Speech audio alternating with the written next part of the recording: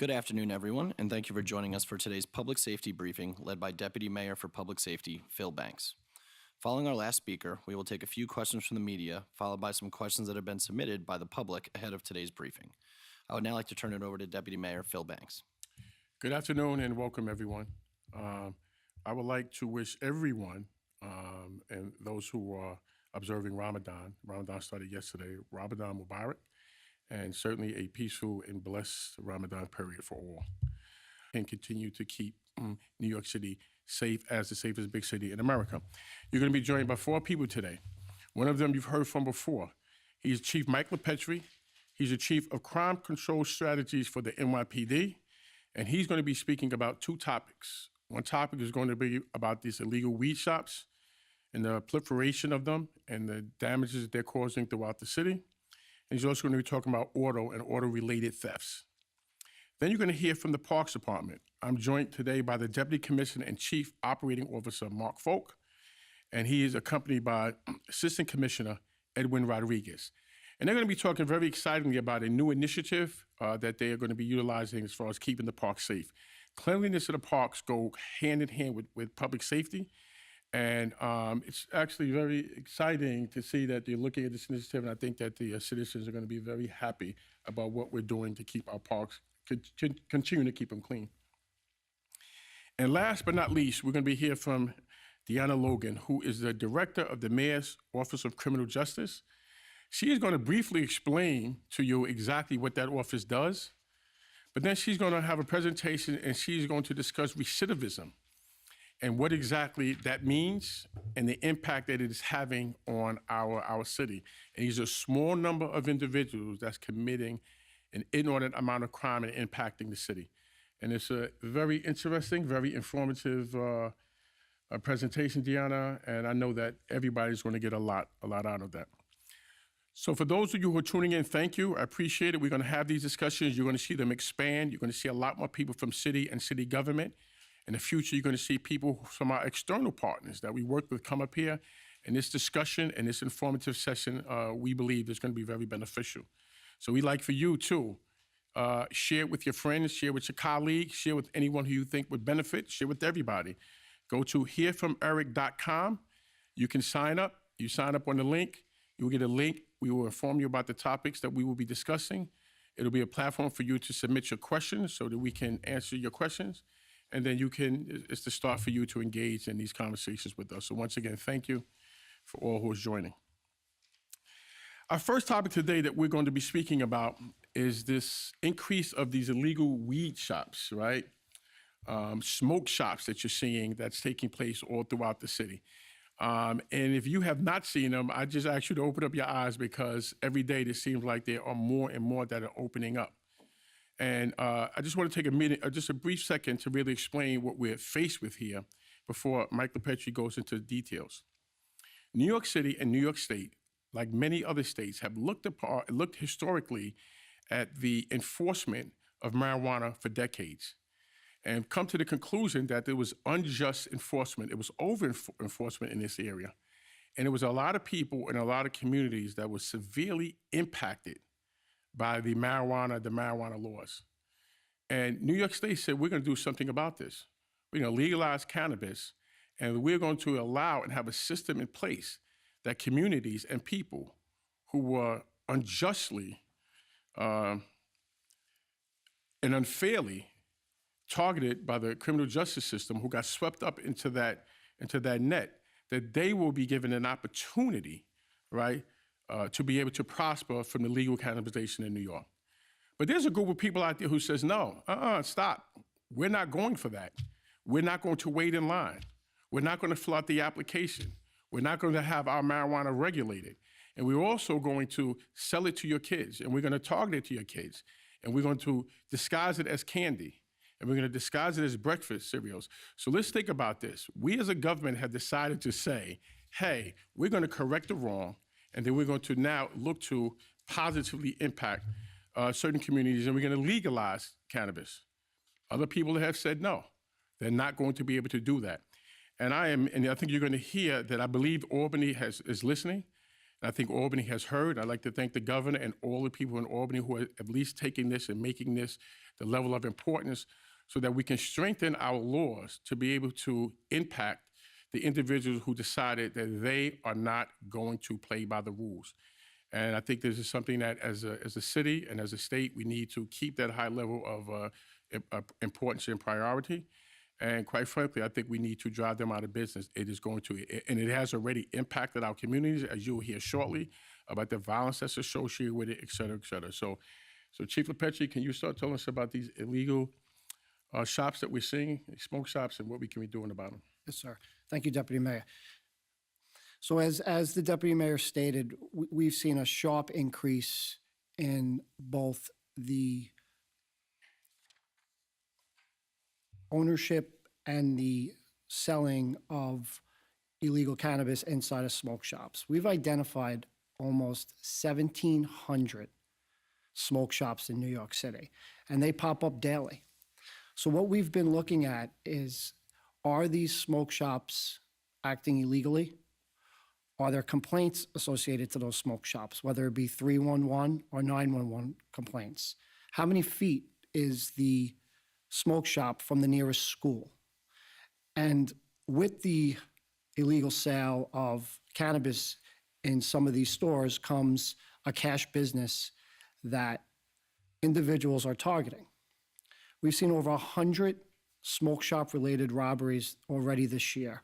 And what we're also seeing is the use of multiple motor vehicles that are either stolen or have paper plates being used to then commit these robberies. So what's the NYPD doing? We have really stepped up our enforcement with our partners in other city agencies.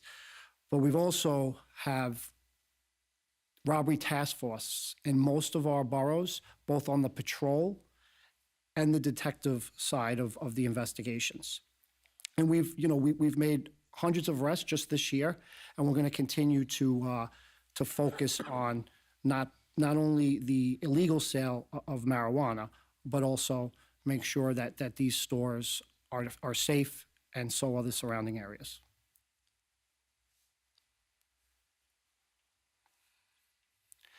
One thing that the Deputy Mayor and myself have been speaking about, and the Police Commissioner, is an increase in catalytic converter thefts in New York City. Over the past 2+ years, over 13,000 catalytic converters have been stolen in New York City. And when I speak to other law enforcement professionals around the tri-state area, they're also seeing the same problem. So why? Well, it really started in 2021, where we saw sharp increases in these thefts. And it's a low risk, high reward kind of crime. But it also affects families. Think about going outside and thinking you're going to school or to a game or to the store, and now you can't use your car. And it takes a while for it to get fixed. So the city passed 2 bills last year that is helping with the enforcement, and also the state has just passed a bill in regards to catalytic converters. So I'd like to speak about a specific program that the NYPD had started in the summer of 2021. It's called the NYPD CAT Scan program. So what this does is we etch a unique serial number onto the catalytic converter, and then we enroll that into a database. That serial number allows the NYPD to identify the vehicle that the catalytic converter belongs to. And then what we can do is, all we have to do is scan a QR code with the NYPD issued phone and check it through that database. We've had 4 of these events where we have done etching, and we have 2 events tentatively scheduled for April in Staten Island and Queens. And we also put a vehicle catalytic converter NYPD CAT scan program sticker on the vehicle, identifying the thieves that car is in the system of the NYPD's CAT scan program.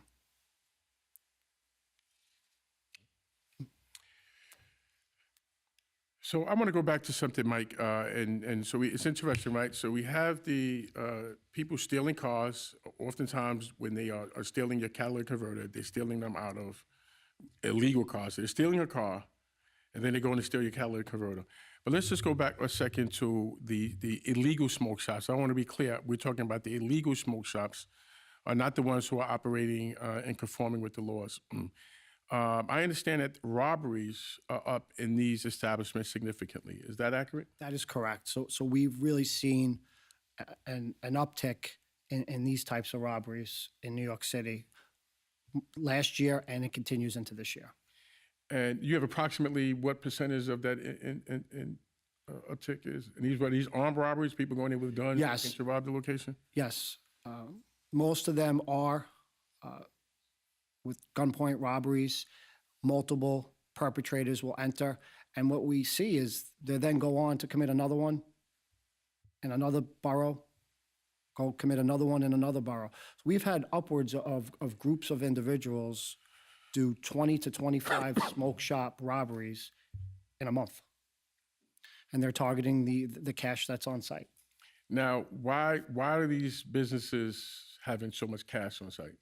Well, it's to circumvent the tax law.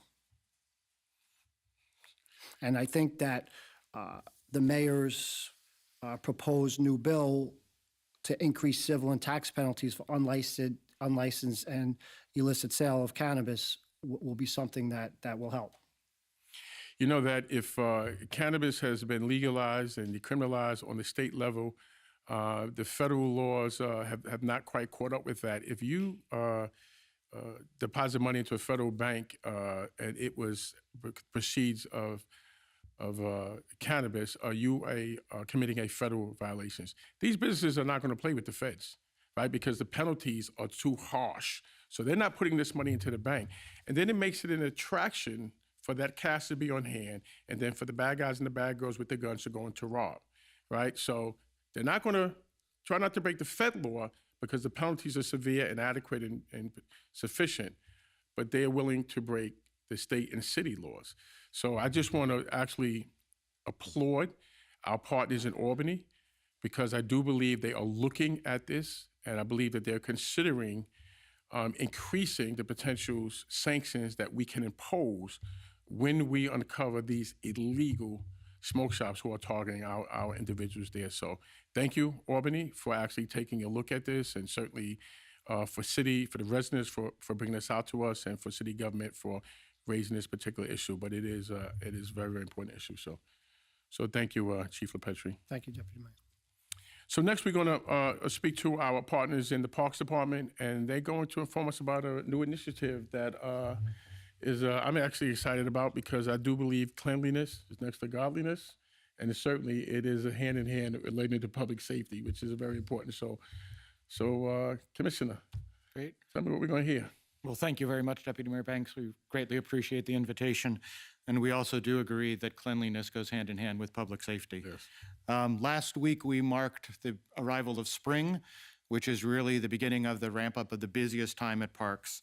Just for a bit of context, we at New York City Parks are responsible for 30,000 acres of land in the city, which is almost 14% of the city of New York.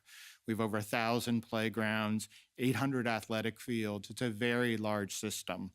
As the weather warms up, so does our operation. We've been grooming ball fields, and we shortly will begin to turn on over 3,400 drinking fountains, 800 spray features, which are really critical to help keep New Yorkers cool and hydrated as the temperatures warm up. We're also preparing to open all of our beaches and over 50 of our outdoor pools, again, critical to help New Yorkers cool down and enjoy the summer. But as the Deputy Mayor noted, safety and cleanliness and programming go hand in hand. It's our mission at Parks to make sure that everyone is welcome and safe when they visit any one of our 1,700 parks. We believe one of the best strategies to do this is to have well-maintained parks. Our maintenance is a key to that. To that end, we're so pleased that Mayor Adams included in his Get Stuff Clean campaign, for the first time ever, a dedicated second shift cleaning initiative at a select number of parks across the 5 boroughs.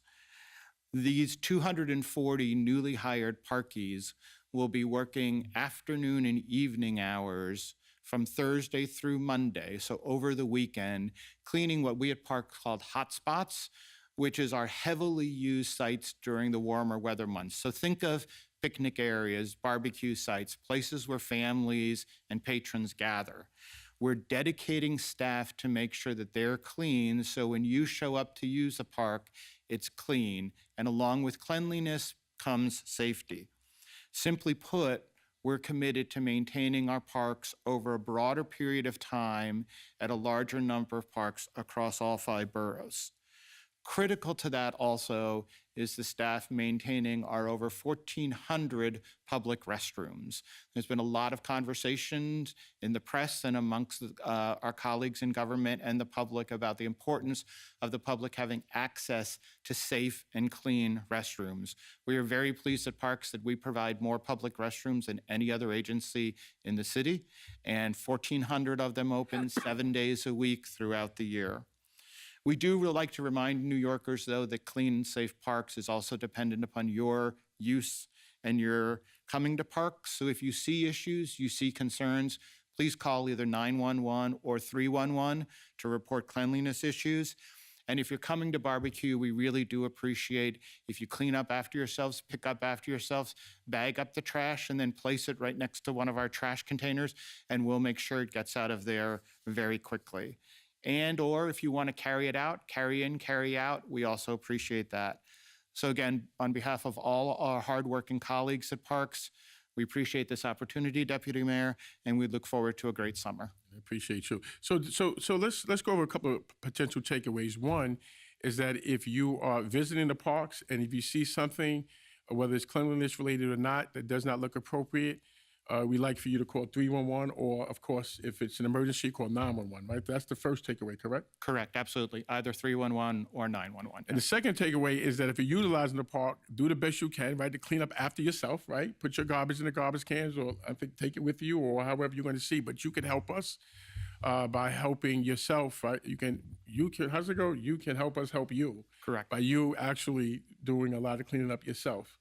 But we're also dedicating resources where they were not dedicated before, right? Dedicated shifts to evening and weekend hours. Correct. So would this be a correct statement that the areas at least where we're starting this initiative, and I think you said it was 62 different facilities, that the people should see cleaner this year than they did previously? Absolutely. That's our goal. Yes. Okay. Yep. Very good. Excellent.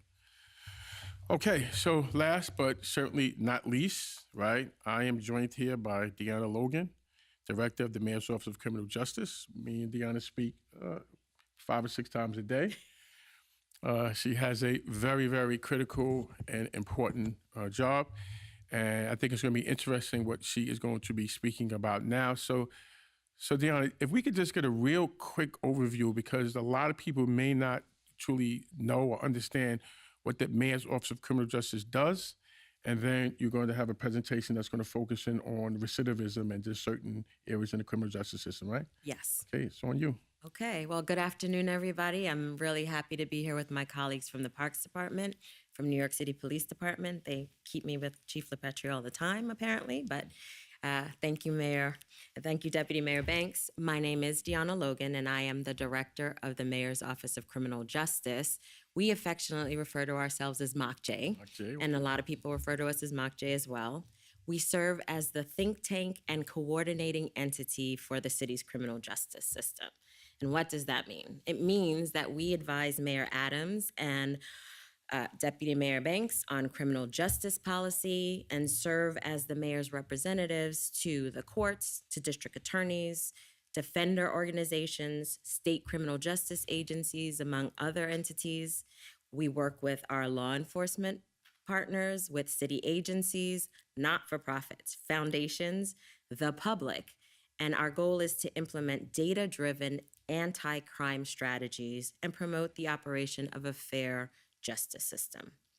Our efforts include projects to address current crime conditions, prevent offending, and build strong neighborhoods that ensure enduring safety.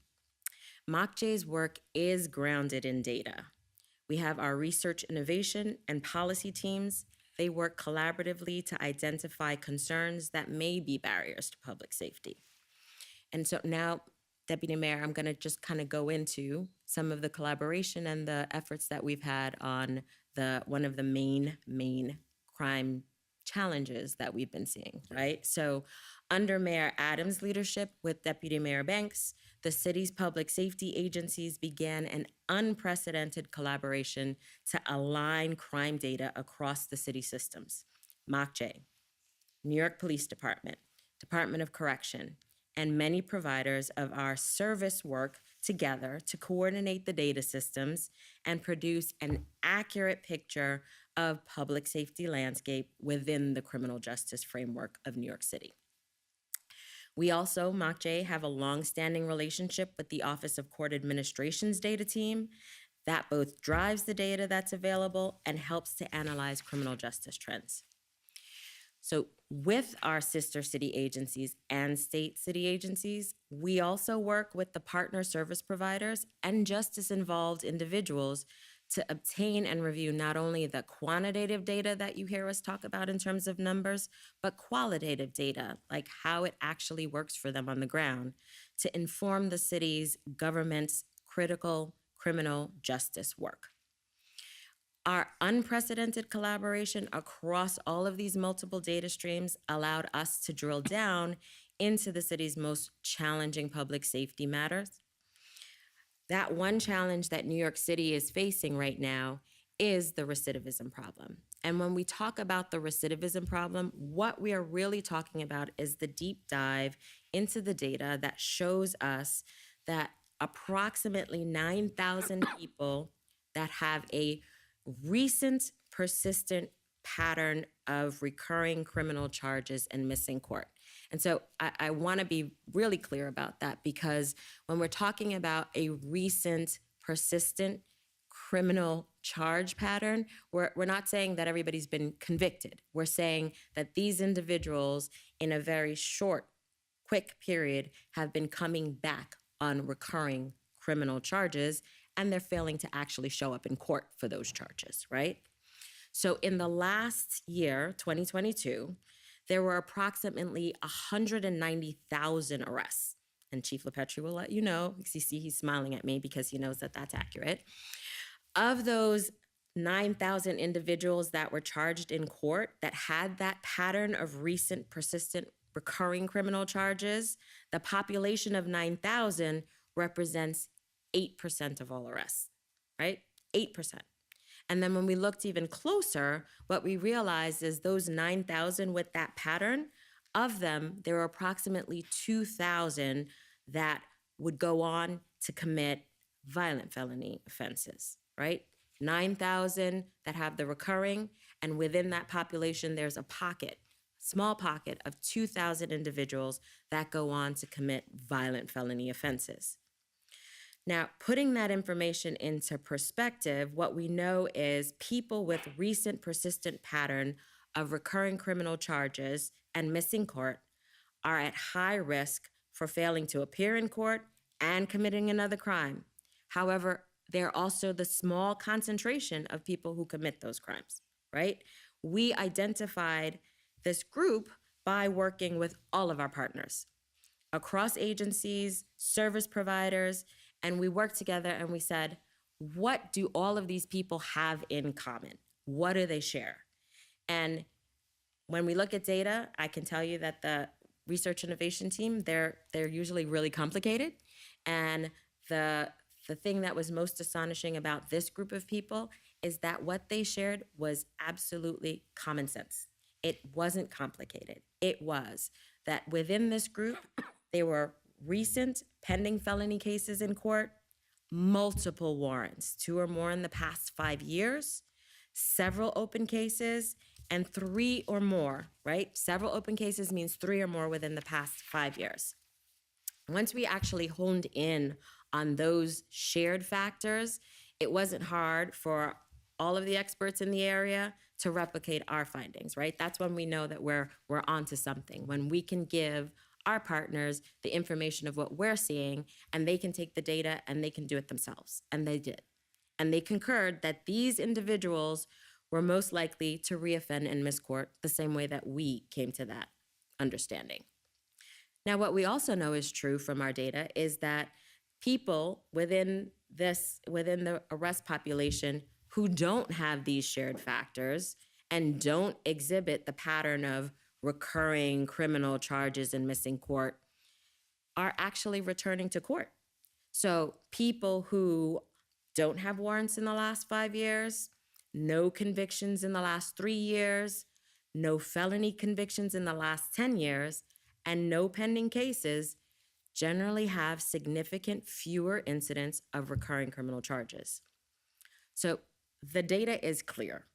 It shows that people who have recent patterns of recurring criminal charges are driving a considerable amount of the crime we're seeing today, right? This population of individuals, as you should be seeing on your screen, I hope you're seeing on your screen, disproportionately accounts for a significant percentage of the crime and non-court compliance.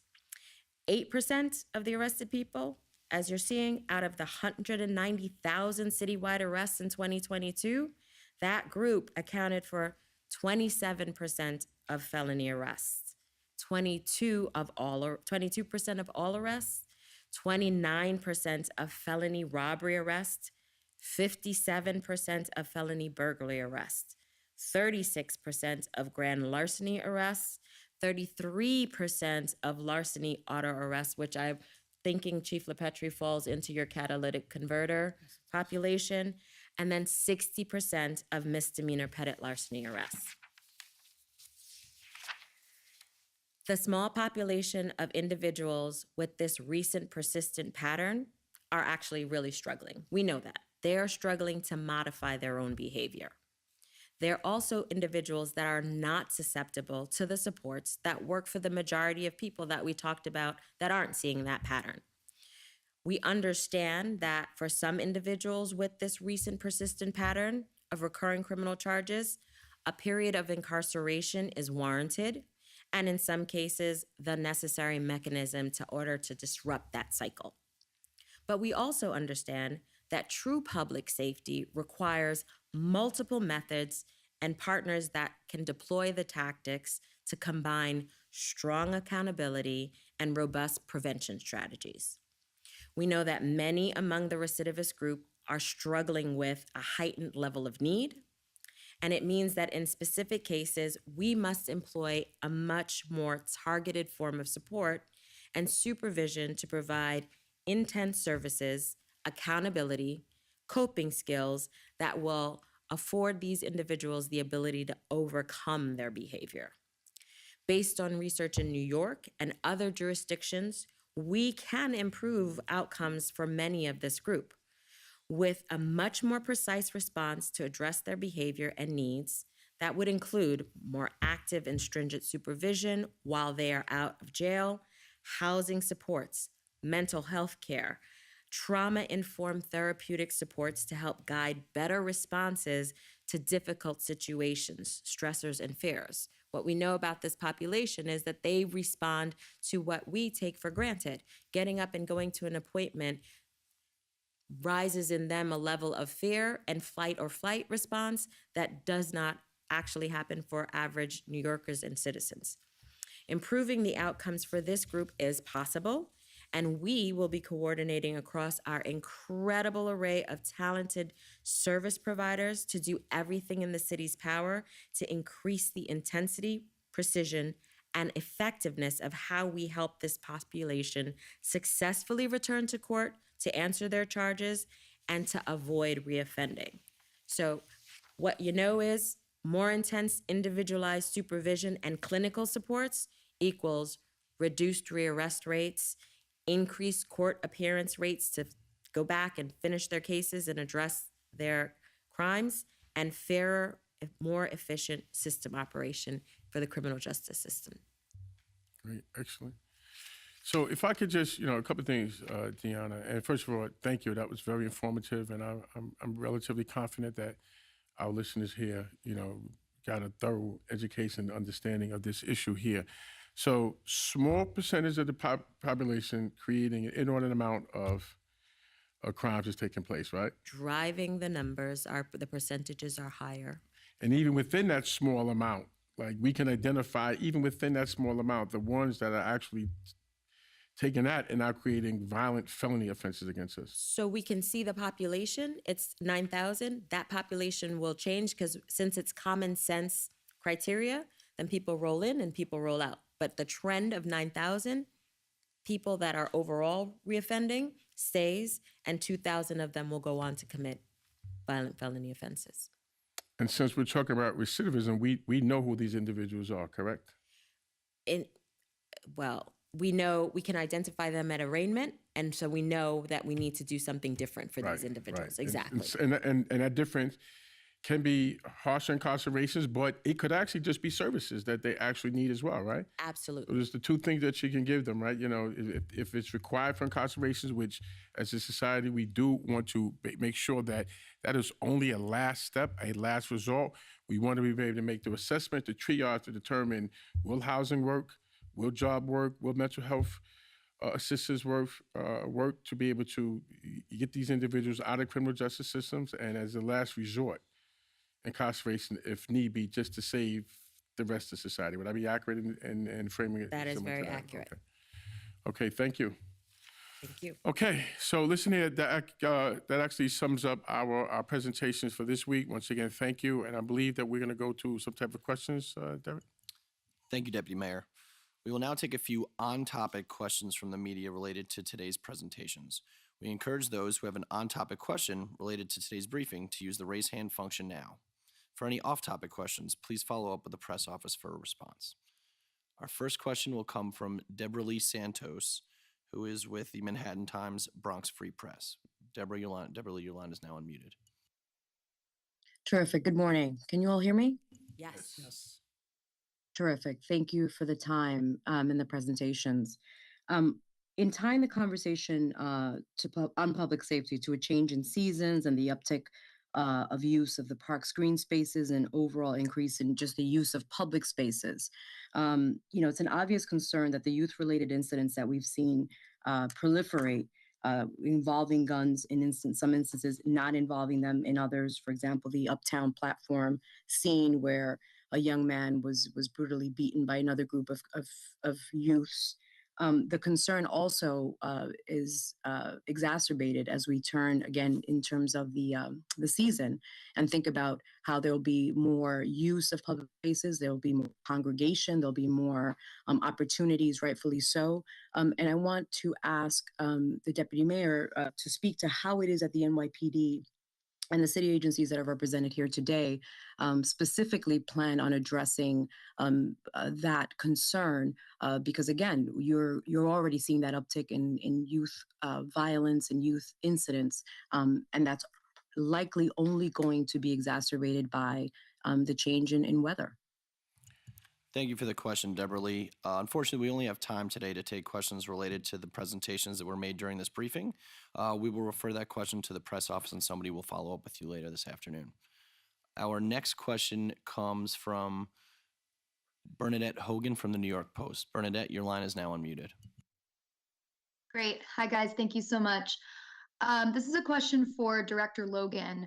The figures that you provided about the group of 9,000 and then the smaller group of very violent offenders, the 2,000, how do those figures compare to 2019 or 2018? What's the 5-year arc, and how can you explain that transition of numbers? So, What's the reason behind it?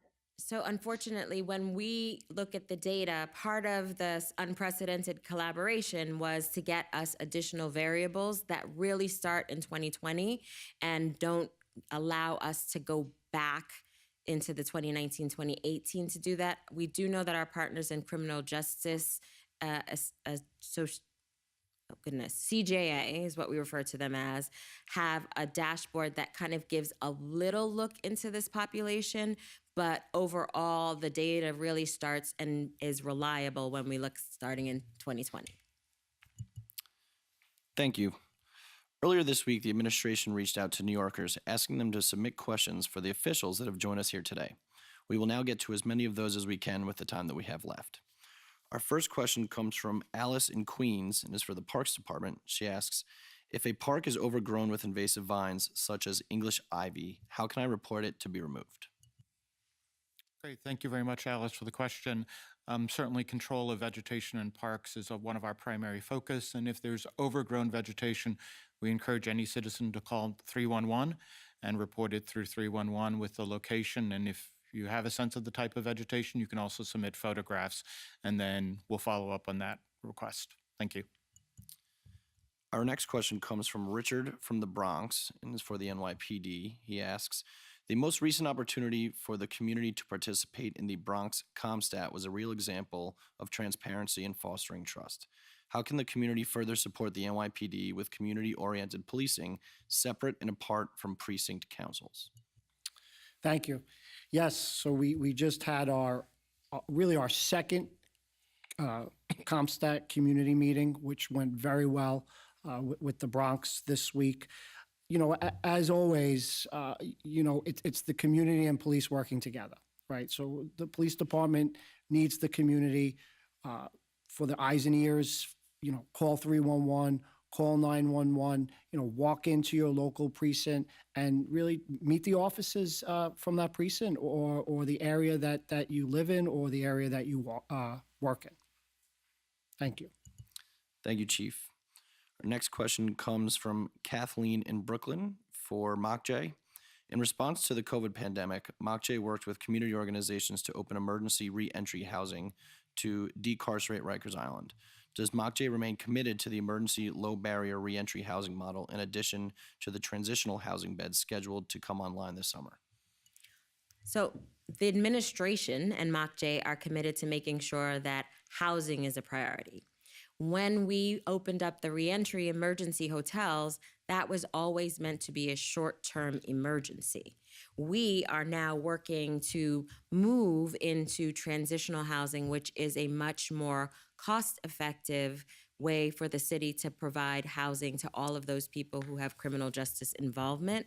Most importantly, what the emergency reentry hotels did for us was allow us to take best lessons learned, meaning that as we're moving into transitional housing, we will make sure that the partners that are providing it have immediate placement for individuals within the 24 to 48-hour period that we had to do with emergency hotels. We will have the on-site services that support individuals, and we will be able to do it at a much more cost-effective way for the city and for all of the people that need the supports. Our next question comes from Lauren from Queens for the Parks Department. She asks, has the past infestation of the spotted lanternfly compromised the health of street trees? Is there a plan to survey street trees and exterminate spotted lanternflies? Thank you, Lauren, for that question. Actually, the state's Department of Agriculture is the lead agency on spotted lanternflies, and we regularly coordinate approaches in response to them. The spotted lanternfly is mainly a threat to agricultural crops. Alone, they do not kill trees, although in great quantities they could weaken trees. At this time, we at Parks are not considering any widespread treatment or certainly not removal of trees in order to control the spotted lanternfly population. We do encourage all New Yorkers, though, if you see a spotted lanternfly, please feel free to just squash it and dispose of it. Thank you. All right, the next question comes from Greg on Staten Island, and this is actually related to the chief's presentation just earlier. Are there more local police patrols being planned to combat people walking around in early hours of the morning, checking car doors in private driveways and parked on the street? Thank you, Greg. So yes, so we have seen a uptick in motor vehicle break-ins in Staten Island. We actually just had Staten Island into CompStat just a couple of weeks ago, and that was one of the things that we were questioning the commanders on.